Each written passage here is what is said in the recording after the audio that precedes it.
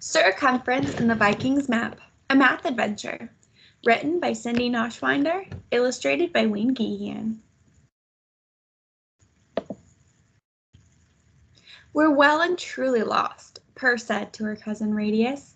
How I wish we had a map. They were riding through a forest in the late afternoon. Maps of England are as rare as dogs with wings, replied Radius. Maybe we'll be able to see where we are at the top of that rise. Together, the two cousins rode up the hill. What a view! Exclaimed Per. The landscape below them lay divided into 4 sections. A road ran across the countryside horizontally, while a river wound through the area vertically. Nothing looks familiar, observed Radius, and we're running out of daylight. Let's camp at that knoll tonight. The grass there looks thick and soft. As the cousins approached the knoll, a tangle of vines and brambles blocked their path. What's this? Asked Per, pulling aside some branches to reveal a weathered wooden door. Together, they pushed it open and peeked inside. In the dim light, they could make out a musty room full of cobwebs. It's a house inside a hill, cried Radius. Just then they heard the far-off sounds of raucous singing and laughter. Bad old Barnaby and his brigand band, we're the baddest lot in all the land. We sneak and snatch whenever we can, we're bad old Barnaby and his brigand band. In the distance they could just make out a ragged group of men marching along. Uh-oh, Radius exclaimed, highway robbers! Quick, said Per, grabbing a candle from her saddlebag, get inside the house. Per shut the door and lit the candle. The room contained a bench, a barrel, and a round wooden shield. While Radius examined the shield, Per peered into the barrel. What's this? She wondered, pulling out an old, waxy leather pouch. She looked inside it. A map! The map was decorated with 2 unusual axes, each with 2 blades on either end of its handle. On the back was some writing. Per began to read. I, Crids Hinkle, scribe of this land, have drawn this map for Zaxon Yellowbeard the Viking. He leaves it as the path to his most valued treasure, starting at 30XY. The ancient document was initialed by the Viking. Zaxon Yellowbeard? Gasped Radius. Who was he? Asked Per. Only the fiercest Viking warrior ever.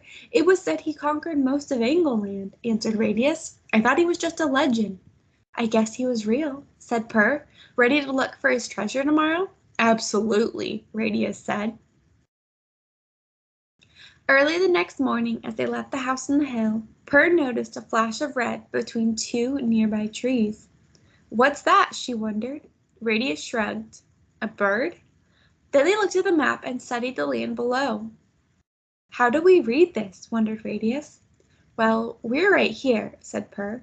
She pointed to a picture of the house in the hill. But where do we go? Asked Radius. I think the numbers 3 and 0 at the bottom of the message tell us, answered Per. There are 2 places on the map with 3, but I don't see a 0 anywhere, said Radius.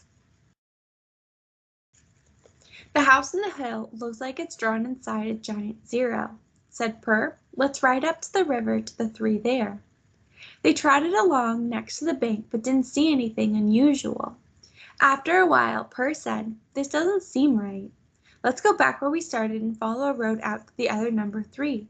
She traced her finger along the right horizontal x-axis. The cousins returned to the house in the hill and took the road, passing stone mile markers along the way. They stopped at the 3rd one. Per got off her horse and took a closer look. On the back of the marker, she noticed small stone engravings. Radius, she exclaimed. I found Zaxon's initials carved here, along with another set of numbers, 2, -1. They were interrupted at that moment by a very loud achoo! Per and Radius looked around in surprise. Quiet, you big oaf! Hissed a raspy voice from behind a tree. They'll hear us! Radius exclaimed, It's Barnaby's gang!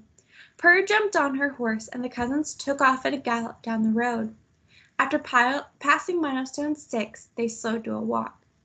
It isn't safe to go back, gasped Per. But we've got to, said Radius. You were correct. The first number tells us which way to go on the x-axis. If we want to get to the treasure, we have to return to mile 2 on this road.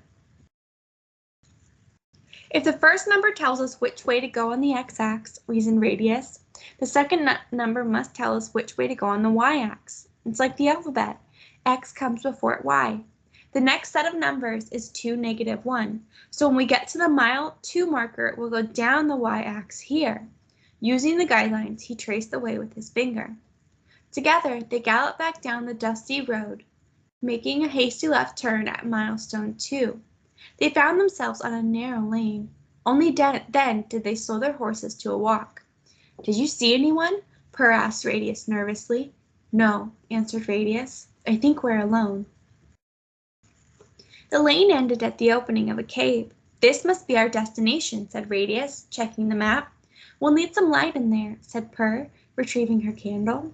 While the horses wandered off to graze, the cousins entered the cave. "What are we looking for?" Purr wondered. Candlelight flickered on the damp walls of a large cavern. "I'm not sure," answered Radius, examining the far wall.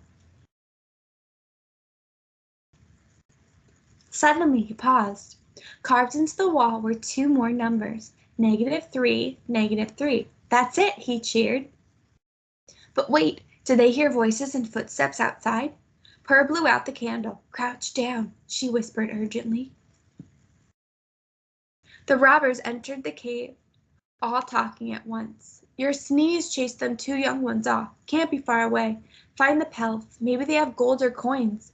Rest in this old cave first, and then—" A stern, gravelly voice said, "Settle down, mates. Time for a bit of shut-eye." Soon loud snores could be heard. Radius nudged Purr. "Let's get out of here," he whispered. They tiptoed toward the cave's entrance, past 6 snoring, dark shapes on the cave floor. But just as they reached the opening, Purr tripped on a few loose rocks. What was that?" asked the gravelly voice. Radius and Purr dashed out of the cave and down the lane, the robber stumbling after them. The 2 cousins whistled for their horses, then jumped onto their backs when they appeared out of the forest. They stopped only when they arrived back at the house in the hill. "I think we lost them," said Purr. Radius nodded and pulled the map out of its pouch. Together they looked for -3, -3. Radius ran his finger 3 markers along the left x-axis, then 3 down the y-axis. "That's odd," he said. "It's in a lake." After they had eaten and repacked their saddlebags, the 2 cousins continued their journey. They walked their horses carefully through the forest, and at last the lake came into view. They dismounted and walked to the water's edge to consult the map again. "Aha!" said Radius. "-3, -3 must be that large rock." He pointed a short distance into the misty lake. "Looks like we'll have to get wet." But once again Barnaby's band interrupted them. 6 scruffy bandits burst through the trees and barreled toward them, waving sticks. "They followed us again!" cried Purr. "Let's hope they can't swim," Radius yelled, stuffing the map into the pouch. Together the cousins jumped into the water and paddled toward the rock. "Follow 'em!" bellowed Barnaby. Kasploosh! The 6 men splashed awkwardly into the lake. "Arrgh, get off me, you big whale!" one of the robbers gurgled. "I'm going under!" While Barnaby's band floundered about, Purr and Radius pulled themselves onto the big rock, gasping. As they did, a small boat appeared through the mist and glided toward them. A huge gray Viking stood in its bow. "A ghost!" screamed the robbers. They stumbled out of the lake and fled to the forest. "Zaxon, Yellowbeard?" stammered Radius. "Looking for the treasure?" the ghostly warrior asked in a gruff voice. Radius nodded, trembling. The Viking motioned them aboard and took them back to the shore. After Purr and Radius disembarked, Zaxon gave each of them an axe just like the ones drawn on the map. He then handed them a small wooden chest. "This is treasure of the greatest measure," he growled. "Protect it." He pushed the boat away from the water's edge and disappeared into the mist. The cousins stood on the shore, stunned. Then, slowly, they opened the chest. "Maps of all of Angleland!" exclaimed Radius. "This is a treasure," added Purr. "We'll never be lost again." Then, thinking about Barnaby and his men, she shivered and said, "Let's get this to safety right away." One of Zaxon's maps guided them back to the castle. Entering the courtyard, they came across Cumference and Lady Diameter, Radius's parents. "Welcome back," called out Cumference. "Yes," added Lady Di, "we were beginning to worry." "We're fine. We found a cutting-edge map," began Radius, "and used some sharp thinking to get a handle on our location," finished Purr. Epilogue. Zaxon's acts were hung in the great hall, and his maps were made into England's first atlas. Eventually, only the axe handles were drawn on the maps, but everyone still referred to them as X and Y axes. Mathematics that uses the X and Y axes is known as coordinate geometry or analytical geometry. It combines elements of geometry, the points on the grid, and algebra, the numbers used to locate the points. The numbers on the axis are both positive and negative. Where they meet in the middle, at 0, is known as the point of origin. A 17th century French mathematician, René Descartes, developed the coordinate system we use today, although maps with coordinates have been used long before in ancient Greece.